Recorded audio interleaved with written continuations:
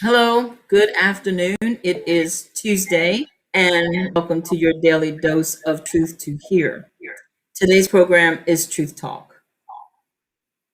Before I begin, I want to say we are looking out for the verdict of the Chauvin case. So if that happens, we will bring that up as soon as we are aware of it.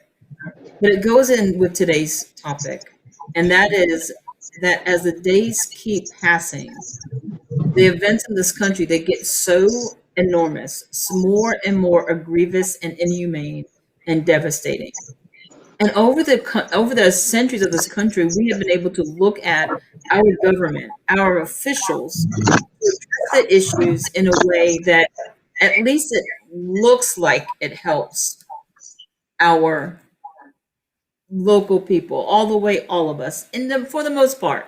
Now, of course, there are issues no one can deny. There's big issues in our government. But when it came to situations, when it came to trials, when it came to things going on in this country, it wasn't a divisive move of power. But if we look to these things to confirm who we are, if we look to those in office now, or those in big tech companies, or even corporate companies to be the final authority of our lives, well, we're going to be swaying one way to the left, another way to the right, and we're going to have no foundation and no balance. Today, we're going to look at some of these ridiculous things that on the surface seems like it's a good thing, but it's not. We're going to also mainly look at the fact that God is the only one that we can truly trust, that we can truly turn toward, and He will sustain us. He will direct our paths. Before Bill and Brandy join me, I want you to hit like, subscribe, and share this video so that we can get this going all the way across the world, to let people know that we need to be encouraged in the Lord in these times. So joining me now is Brandy. How are you? Wait, hold on, Brandy. How are you, Brandy? How are you? And I'm good. I'm going to tell you what, Brandy. Bill's having technical difficulties, but we will put him on to join us as soon as it gets cleared up. Okay. And they are reading the verdict right now, so we should actually have it once get probably mid show. We'll be able to say what the verdict is and discuss it. Let me just jump to this then, because it's really unsettling to say, this whole country is on nerves about the verdict. But why are we on nerves? Not because he's going to be found innocent or guilty.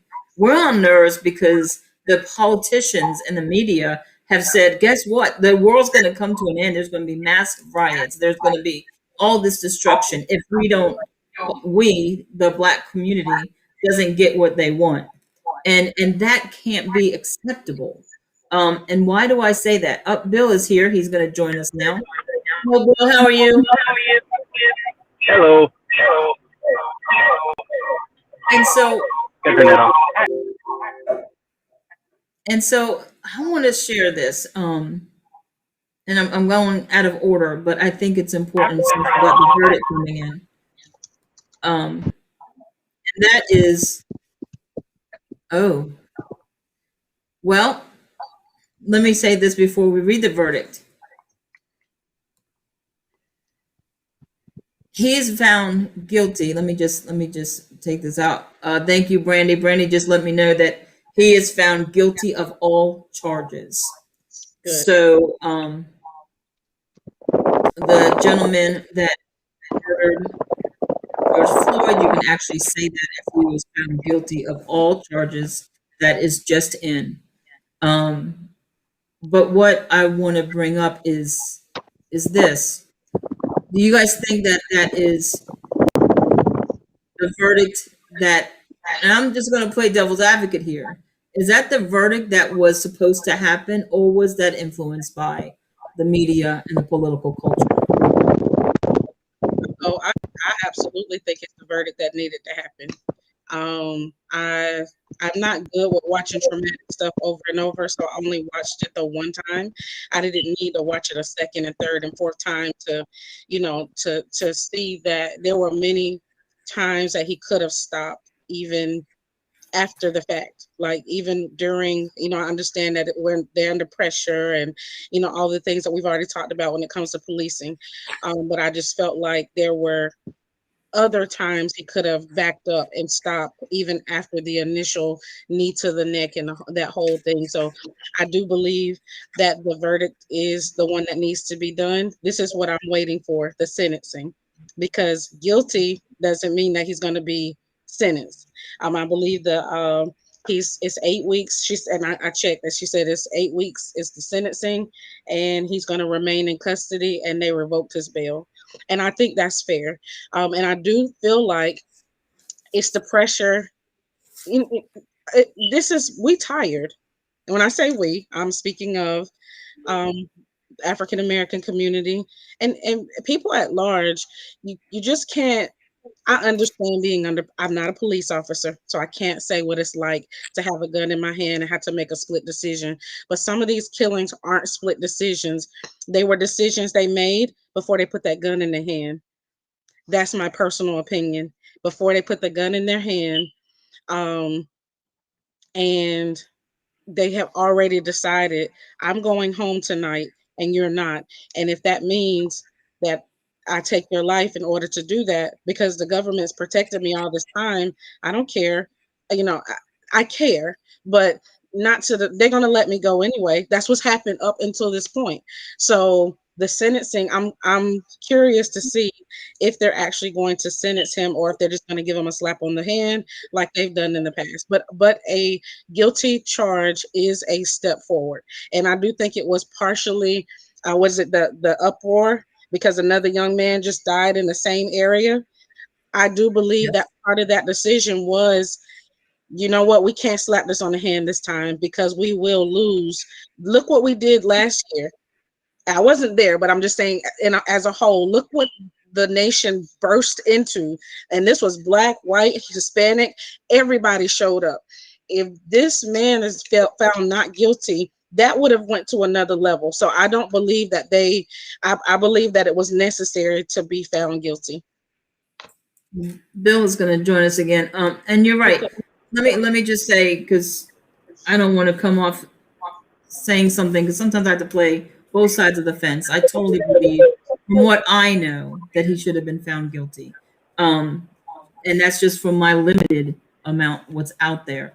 Of course, I'm not there 100%, but there's no cause for someone to be on your neck for 8 or 9 minutes, and saying that you can't breathe. And I do understand that the defense attorney said that people fake medical reasons, and so that's why the officer did not let up, because he thought he was faking a medical reason to escape, and so that's why he did not let up.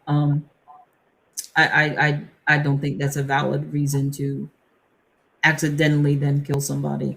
But I do think, and Bill, we're going to turn to you in a minute. I do think that keeping him in jail, revoking his bail, is a wise thing for his protection, as well as for the community.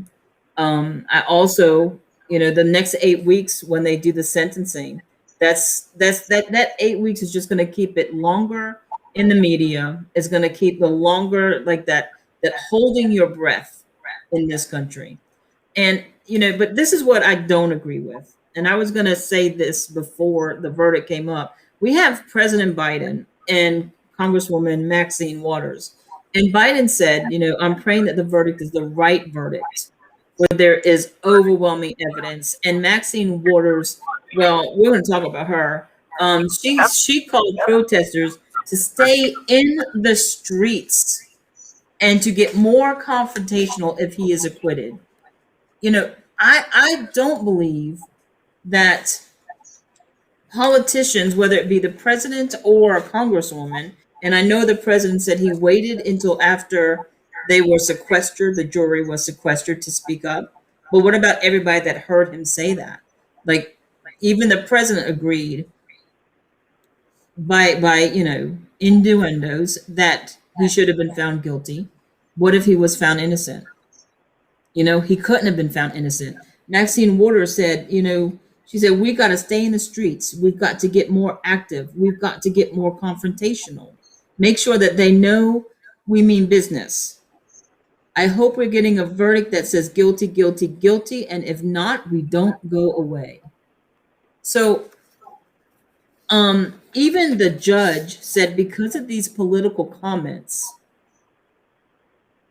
it's a possibility to overthrow the guilty verdict, because you can't say that the jurors didn't cave to the pressure of what if they say innocent. Like you said, Brandy, the riots are going to get bad. People are going to get hurt. Cops are going to be killed. Things will go terribly bad in this country. So is there a sure thing that, yes, they found him guilty on only the merits of this case? Bill, I'm going to turn it over to you. Yeah, we've been driving, so it's been in and out. I hope coming in clear. Clear. What you said was exactly what I was thinking recently. No matter what the verdict's going to be, if he's guilty, by the way, it depends on what you're charged. That's what nobody's talking about, even on television. What are the charges? Is it involuntary stuff? We talked about this last week. You know, murder is one thing, 187 PC in California, or manslaughter, that and they go down. It's still a homicide. All homicide is taking the life, one human taking the life of another. Sometimes accidental, sometimes it's justified, other times it's murder, that kind of stuff. So what's he charged with, and what then can the jury do in that state? What can they do behind the like on charges? I know in California they can't do a lot. Whatever the DA charges is what they have to deal with. They can't lower it. Like if the DA says I'm going to charge you with murder, but they can't prove murder, the jury can't say, okay, well we just convicted him of a lower crime. They're not allowed to do that. So let me answer that. Unless the charging documents were there. Let me answer that question. He is charged with second-degree unintentional murder, third-degree murder, and second-degree manslaughter. He has pled not guilty at the time to all three charges. He could face up to 40 years for the second-degree murder, up to 25 years for the third-degree murder, and up to 10 years for a second-degree manslaughter. He could be convicted of all, some, or none of these three charges. So I'm not understanding how one person can kill a man 3 different ways, but I have no idea how that. No, it's not that. Well, it's not that. What it is like if you were driving, not this case. Let's get that one out of there because this is such an emotionally charged case. Let's not. I'm going to answer that question real simple. Like, let's say you were driving and you fell asleep at the wheel and you ran into a car and killed somebody. Well, you could be charged for unintentional vehicular manslaughter. Now, if you get drunk and then go hit somebody, then you're charged with another crime, which is negligent vehicular manslaughter. Now, the same car, you're not drunk, you're not anything, not tired, you just purposely drive into people. That happened down in Santa Barbara when I first became a cop, and drive into people and kill them on purpose. Then that is an intentional homicide. So those are the different levels of what are you charging somebody with? What did they do? They're not denying that somebody lost their life. That's not in question. Not denying who did it. That's not in question. What is in question is what was the intent and what was the crime specific, because it has to be something written. They don't talk about that much. It's everybody's emotion, but laws have to be written down in order to be enforceable. Well, that's what we want to talk about today. It is the pulling of our emotions, because that's what's happening.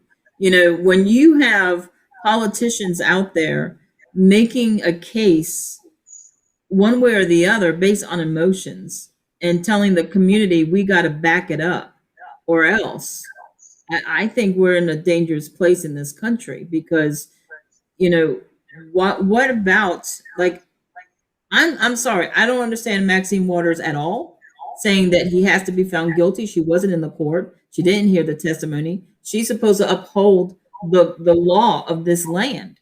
And that means there's due process when someone gets charged. Same thing um with the other young man that got killed last week, and we covered that last week on our program. But they're already saying this police officer should be found guilty. Well, they're not waiting for the due process of the law, and these are our government officials. So if they're not waiting for the due process of Right. the law, then what makes you think the everyday person like me is going to say, well, why do I have to wait for the due process of the law? Because I should just be able to act on my feelings and my own thoughts and my emotions. And I think that is the part that we need to decide: who is our authority? Who are we going to be listening to? Because we can't rely on government, big tech, or corporations anymore to be neutral and point to justice. They're pointing to their personal justice, not justice for America and everyone included in that justice system. Brandy, you have anything you want to add to that? I'm gonna give some examples too, because it's crazy.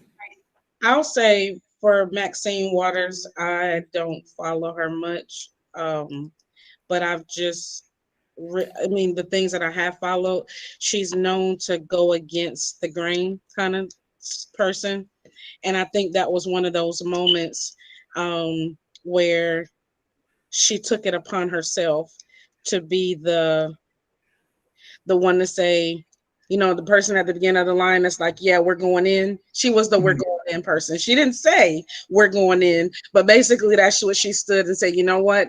Because if you guys go home and shut your doors and say, oh, well, another police officer killed somebody and they're going to get away with it, then nothing's going to change. So Maxine Waters took it upon herself to say, hey, I'll be the forerunner and say, hey, don't let up. Make sure you stay. And I don't think the rioting part, I didn't hear the full sentence, or the whole conversation, but I would hope that she wasn't telling them to riot and throw, fight and all of those things, but just to keep the pressure, but not tear stuff up. But again, you got it right there. Did she actually say that? She literally said, I'm going to fight with all the people who stand for justice. We've got to get justice in this country. We cannot allow these killings to continue. We've got to stay in the street. We've got to get more active. Now, what are they actively doing when she's talking to them? Protesting, burning buildings, threatening cops. Well, that goes to another conversation that we had with the whole word twist, where we couldn't decide. Fight can mean in here in our mind. Got to get more confrontational, right? She's not talking to people that's going before the Congress in a Senate hearing and saying, "Hey, we want to plead our case. We want justice and we want law, reforms." She's talking to people that's been in the streets, burning buildings, threatening police officers, hurting businesses. These are the people she's addressing, saying, "Hey, we got to do more if we don't get our way."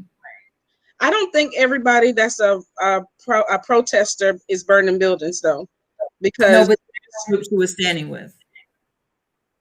She did this outside. She left California, went to the city where they were doing all the damage in that community, stood with them and said, if it's not guilty, we're going to do more. Then we're going to burn some more stuff down.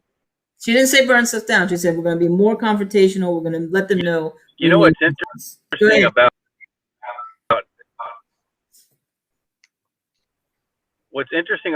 and other politicians too, I'm not in particular, just all politicians, whenever it seems like they are really willing to say, we're going to do whatever we want to do. But then when somebody who opposes them, like the people that went into the Capitol, which I was against that too. I'm trying to be consistent here. I think that was terrible, but they seem to say it's okay for my side to burn down buildings and we're going to do more of it. And like you said, Brandy, I'm going to lead the charge. But then whenever somebody says, well, I don't like the election and I'm going to go into and protest this, and I'm even going to go into the Capitol building, those same people go, oh my gosh, prison. We can't let these people do this. You can't do it either way. Either one. I think it's wrong to burn down buildings, and I'm all for protests, but I'm all against physical violence. I'm all against even, vandalism or any of that to get your way on either side, any side. I don't care what side you're on. But it seems like most people are like, it's okay for my side to do it, but it's not okay for anybody else to do it. And Maxine Waters actually did say during the confirmation hearings for Kavanaugh, you need to get in those. She's a Democrat. She said you need to get in Republican spaces, yell at them, stand out in front of their homes, make sure they don't sleep. Get in front of them if they're not welcome here, and scream and holler at them, and make sure you chase them away. She said that. And just because somebody disagrees with her politically, she wouldn't put up with somebody doing that to her, though. If somebody tried to do that to her, say, "Oh, you're not on my side," and start screaming and yelling at her, she would demand that those people be arrested. And that's the contradiction. It's not her either. I'm not saying this about Maxine. Everybody seems to be doing that, and that's what I'm against. It's not okay at any time to do any of this stuff, and that's my stand. But you can protest all you want. You can vote bills, and you can do it the legal way. But if you start doing it the other way, that mob mentality causes nothing but destruction, and that's any side. That's not picking a side. And that's what we're going to get to that point in the show as it progresses. But I want to apologize. I did not see Black Sky _ Walker wanting to get in on the conversation. I do apologize for that. If you want to come back and have a conversation, Black Sky Walker, we are here. But and that's the thing, is there's so much atrocities being done to cause people to act out of emotion, to see the majority or it's not even a majority, it's the loudest voice. The one who the media portrays, puts on the TV, the one with the loudest voice, the one with the most chaos, that's the voice you're going to hear. If all you're doing is looking at your news media, you're going to hear the loudest voice. And those voices are insane, if you ask me. We have this Congresswoman. Again, the difference with Maxine Waters, this is what bothers me, Brandy, is I am all for someone who says, hey, I want to lead the charge, because I think that if he gets off guilty, it gets off as not guilty, then this is an injustice. And I want to lead the charge to make sure that we follow whatever process we can do, that we let him know this is unacceptable for the communities to allow this. But it can't be a Congresswoman. It can't be someone who's supposed to uphold the law before the law is executed. See what I'm saying? Like, for her to go now, okay, now she can go and say what she thinks about it as a Congresswoman, and how we can make police reform, how we can make our streets safer for police and citizens. But she can't do that. The president can't do that before due process of the law. They took oaths. They were elected to uphold the law, not to circumvent it by causing emotional upheaval, where all of these National Guards people were put in position across this country, because everybody's like, oh, if he gets off free, we're going to have riots and we're going to destroy America. That's ridiculous for any politician to agree with that mentality. It's just wrong, and we're going to go the wrong way if we continue to believe it. If we continue to follow that narrative. There's another Congresswoman. I don't know what's wrong with these Congresswomen these days. She is, I can't say her name, Representative Talisha Tlaib, I believe. She, after Daunte Wright, that's the young man that was killed last week in his car by a police officer. She said that Daunte was met with aggression and violence. She's done with those condoning government-funded murder. No more policing, incarceration, and militarization. It cannot be reformed. This wasn't an accident. Now, this is the one where the officer says that she grabbed her weapon instead of a taser. Okay? It does happen. I've done some research over the week. It does happen. It happens a little bit too much, if you ask me, and the consequences are grievous. But here's the thing. This officer was put up on charges. That should be where we say, okay, justice is being done. She's put up on charges. She's going to get her day in court. The family will get their day in court. And we need to sit back and let that happen, because all of this rioting, all this aggression, calling this congresswoman says, now this is a day after he was killed. She doesn't know any of the facts a day after he was killed. You know nothing. All you know is a black boy was murdered by a white cop, and you're going to say, because of that, calling for abolishment of the police, saying this was intentionally racist. What? How can a congresswoman come out and say this a day after that we have to put away with all policing issues? What?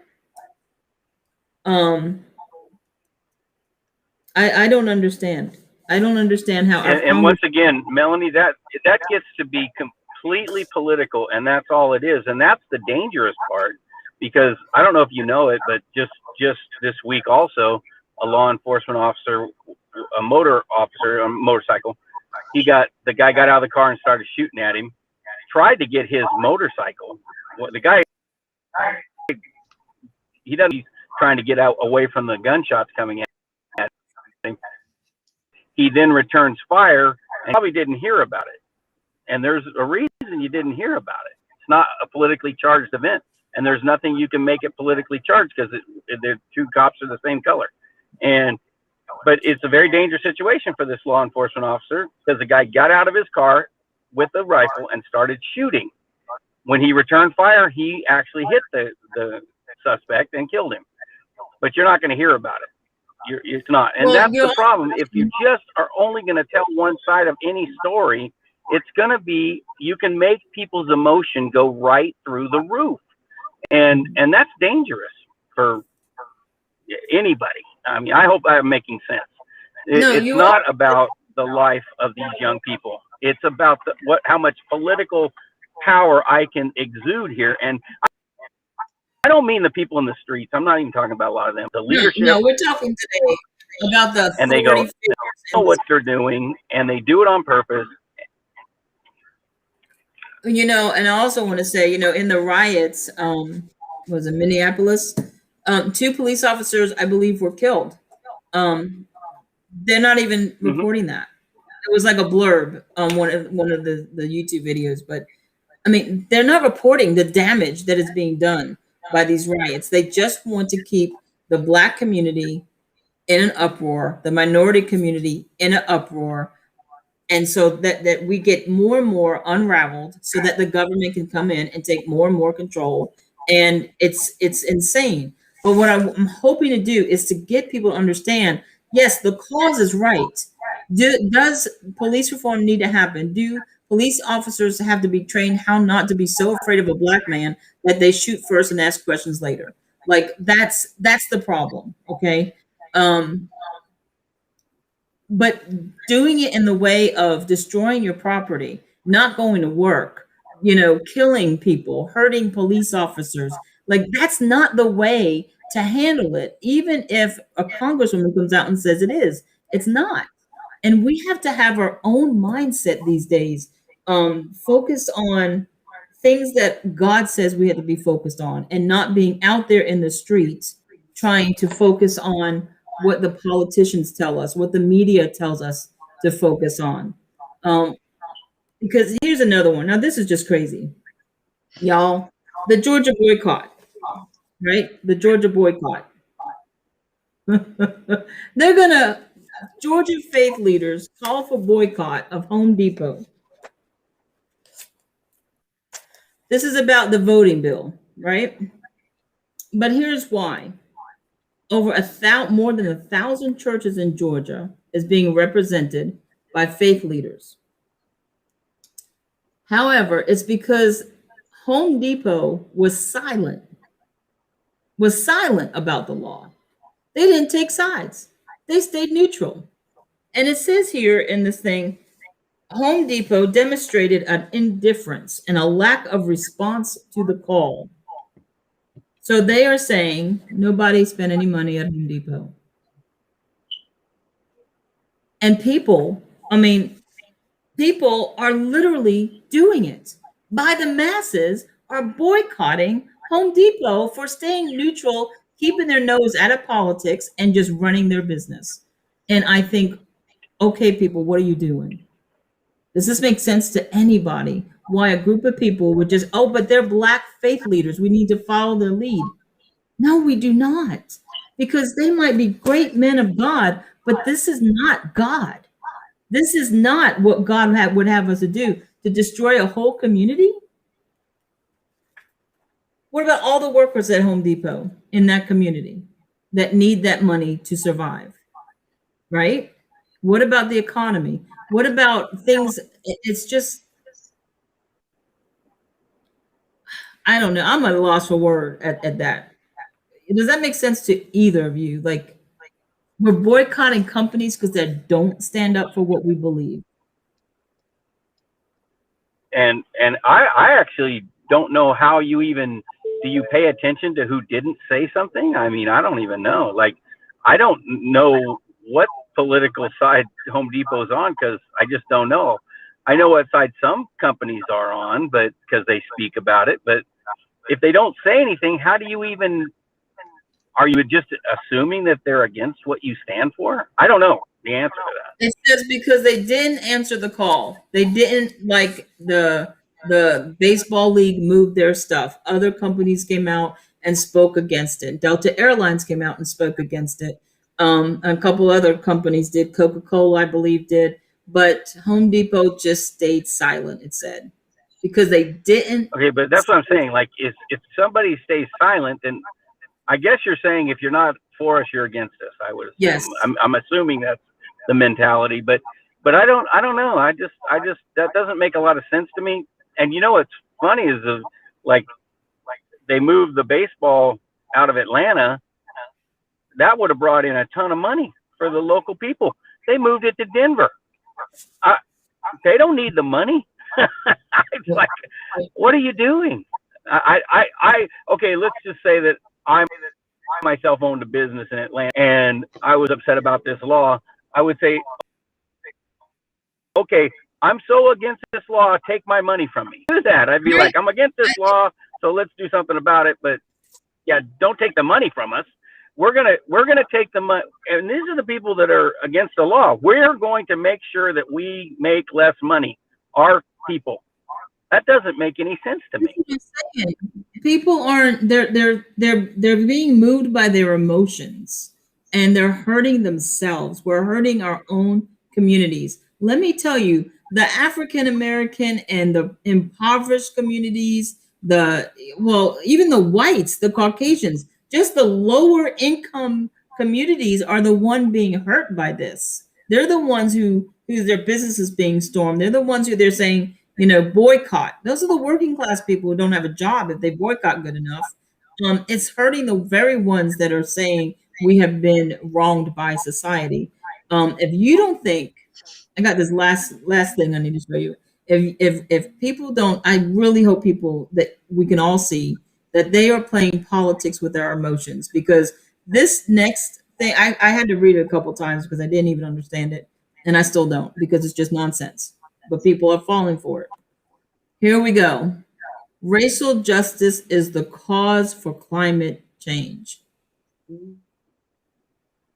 So AOC is trying to get on board to pass President Biden's green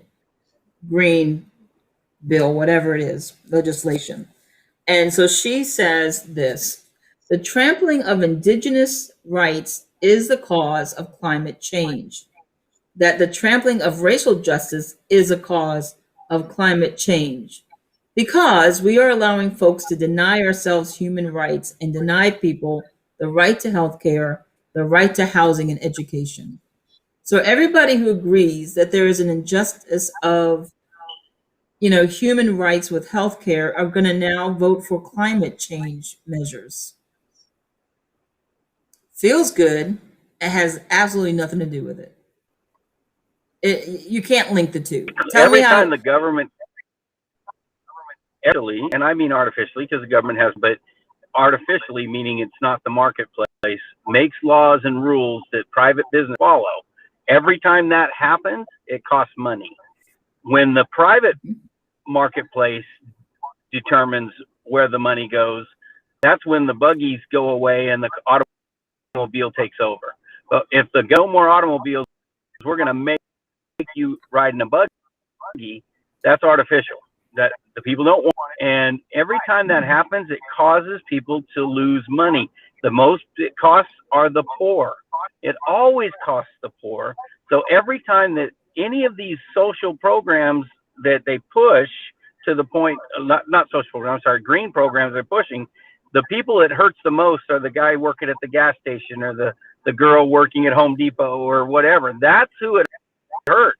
It doesn't hurt actually the upper people. It hurts the lower people, especially the lower middle class who are working class, doing the best they can.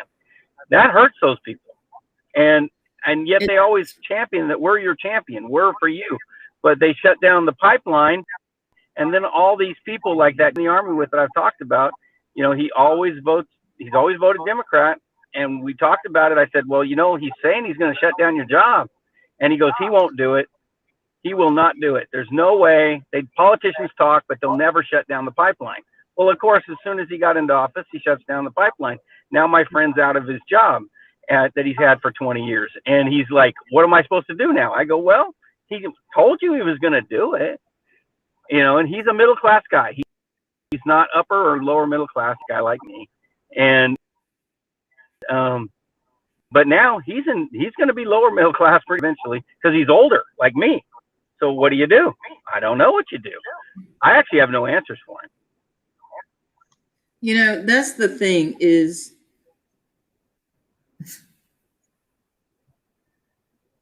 if we don't have a firm foundation of where our help comes from, of where we're looking at, what our foundation of who we are, where our morals come from, where our values come from, we're going to be led astray by all of this political rhetoric, all this media attention to the wrong side, all this pull on our emotions. Listen, I'm a very emotional person, and I can go off on every one of these stories in a personal way, but it's not going to produce anything positive. It's going to produce division. It's going to produce, you know, banter back and forth. It's not going to be productive for my life or the other person who I'm addressing. And so we have to know one thing. Stop listening to the rhetoric in the media.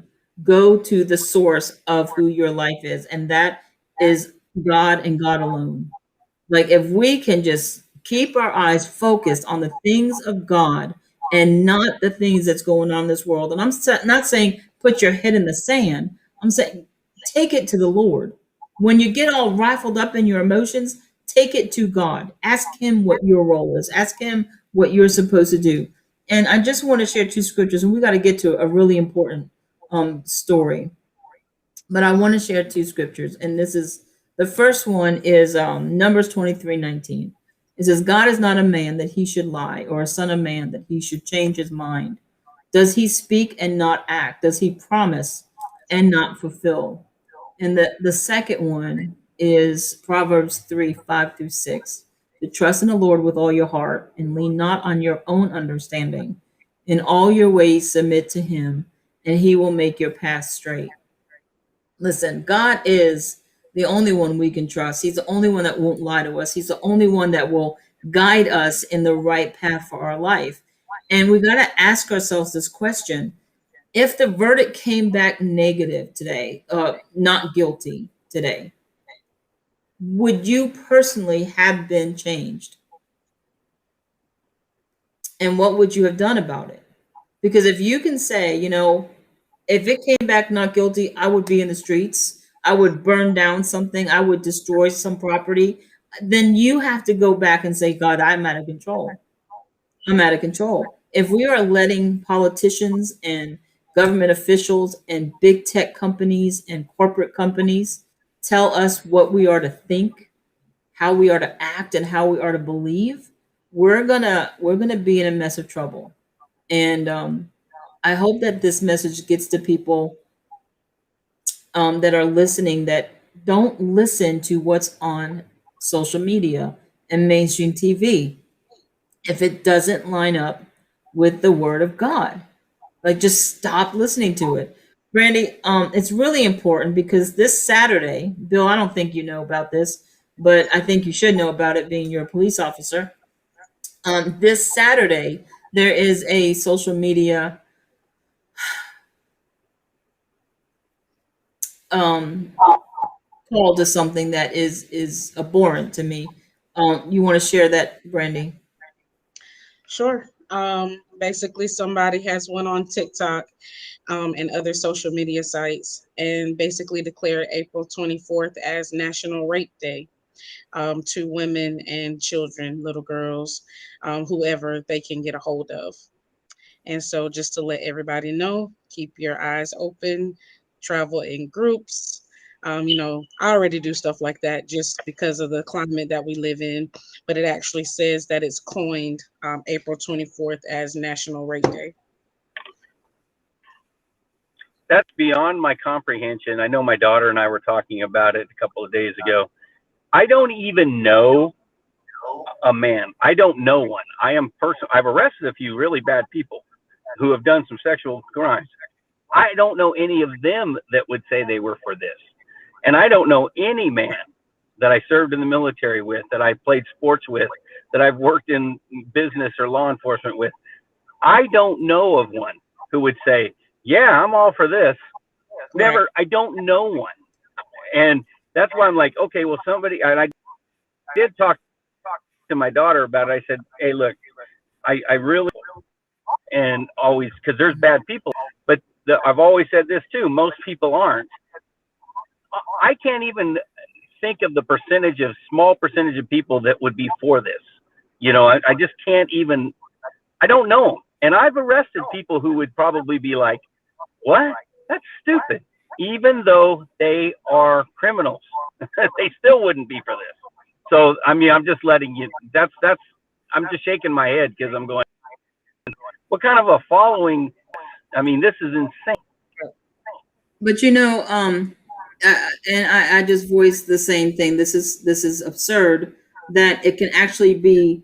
Well, first of all, it can actually be TikTok, tweeted, whatever. I don't know where it was, but it could actually be put out there and not immediately taken down. The Right. person not booked for inciting violence or something. Like, how this is something that's allowed to be happening.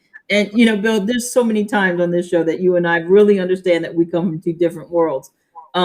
Because I can tell you, I have encountered, I have met, I have,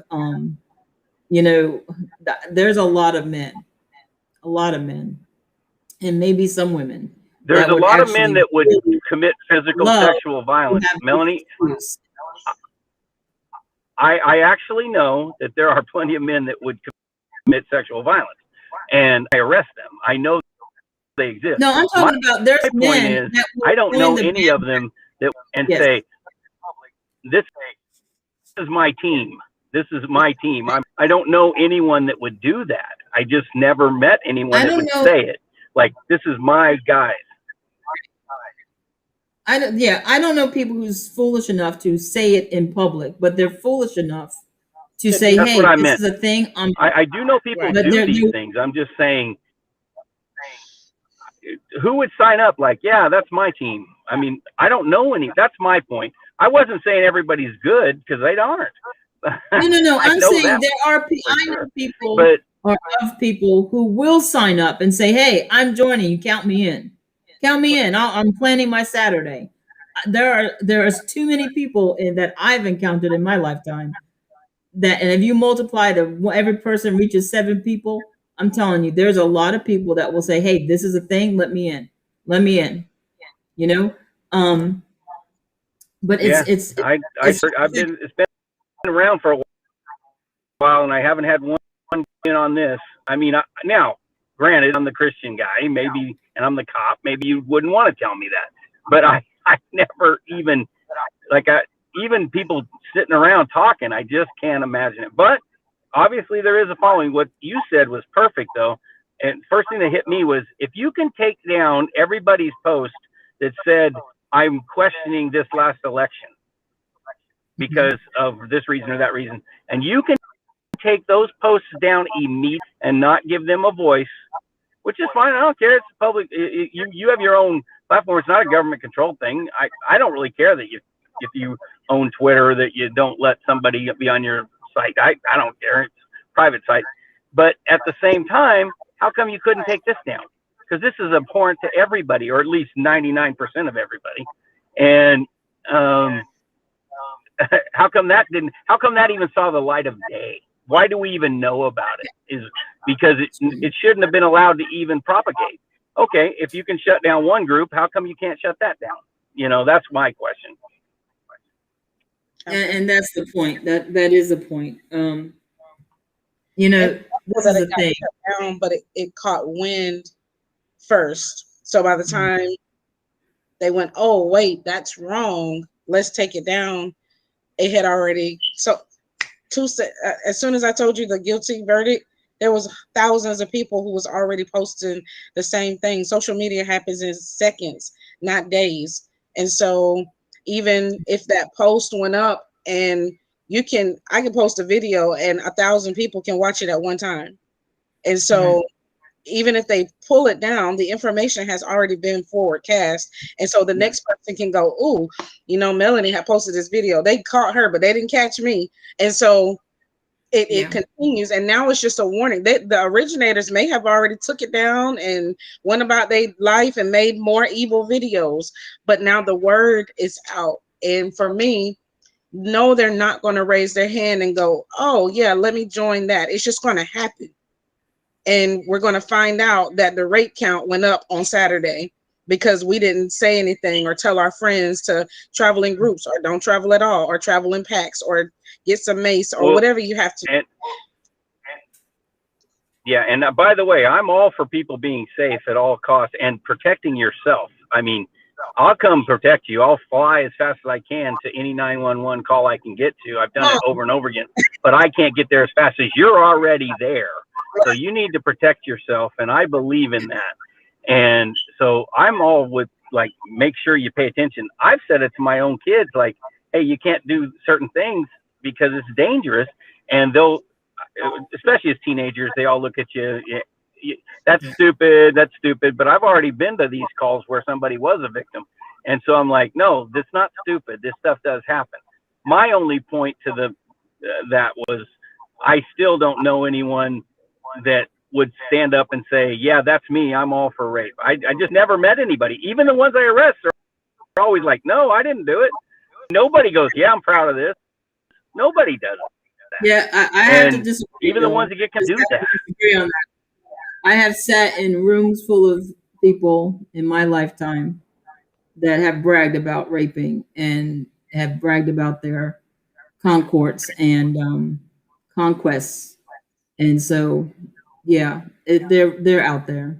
They're out there. You just, you know, well, it's not everybody's experience. I mean, I get what you're saying, but like I said, I've arrested them and they lie and tell me they didn't do it. And usually they say, I would never do anything like that.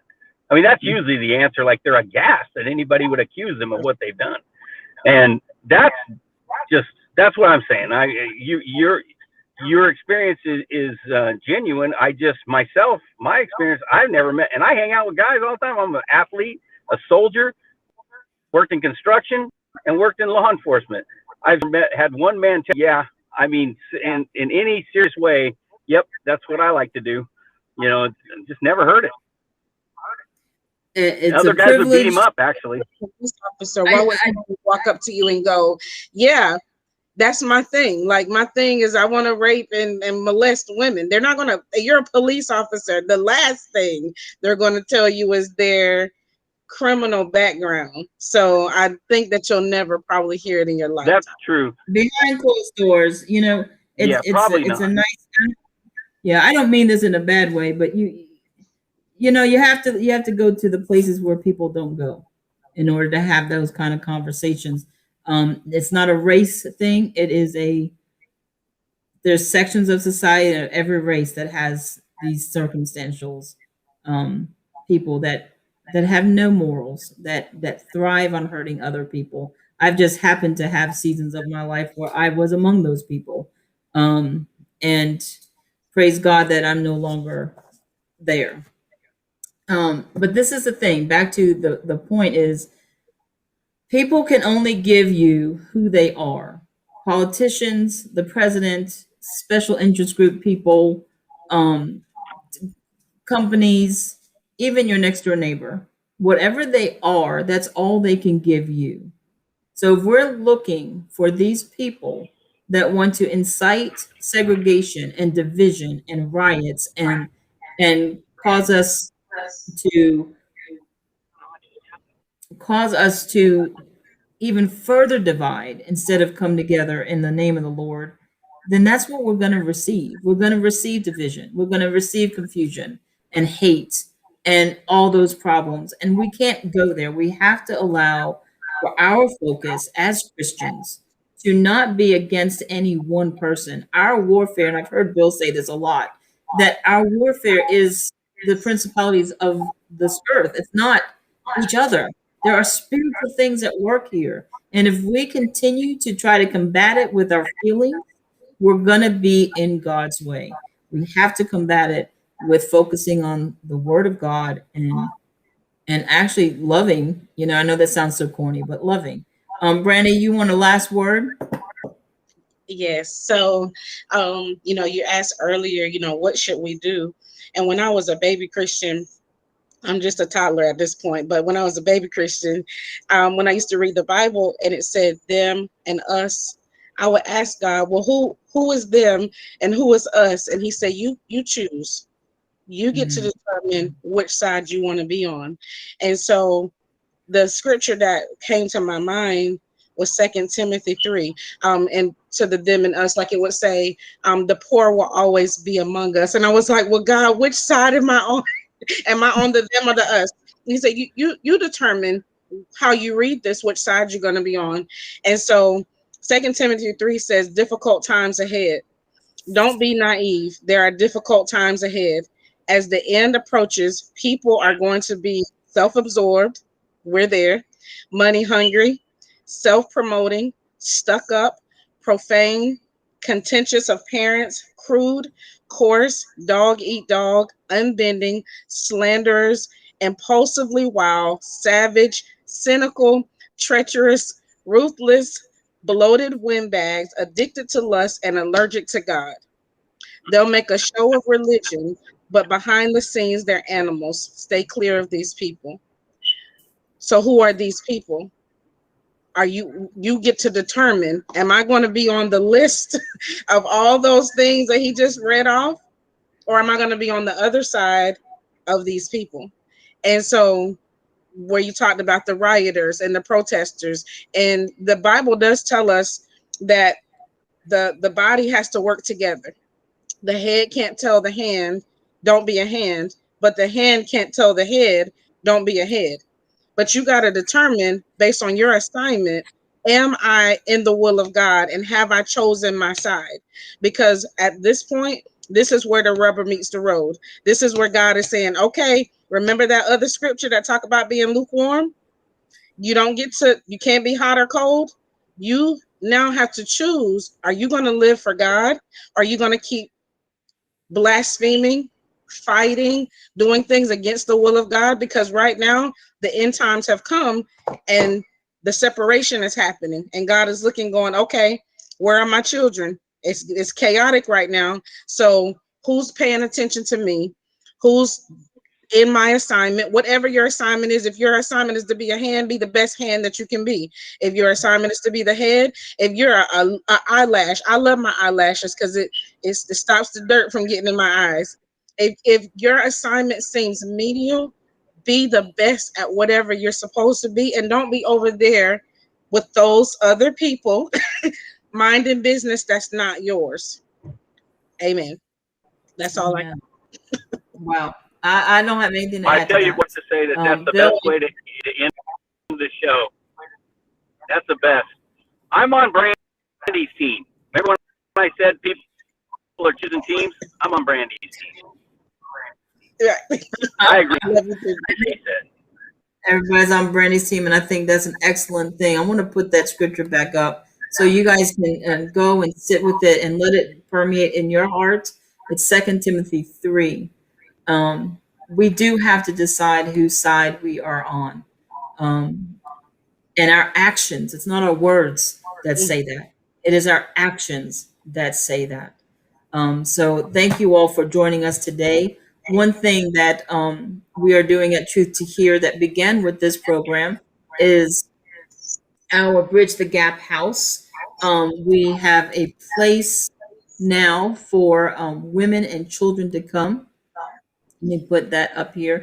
Women and children to come as a transition center to help with the educational loopholes that these kids over the past year have happened. We're going to be able to secure the computers, the books, the teachers that they need to tutor them, to get them ready, especially over the summer for the next year. We also have a place for women and children who have lost their homes due to COVID challenges to come and stay and have a refuge, to be fed, to be loved on, to be encouraged, to be trained in a new profession.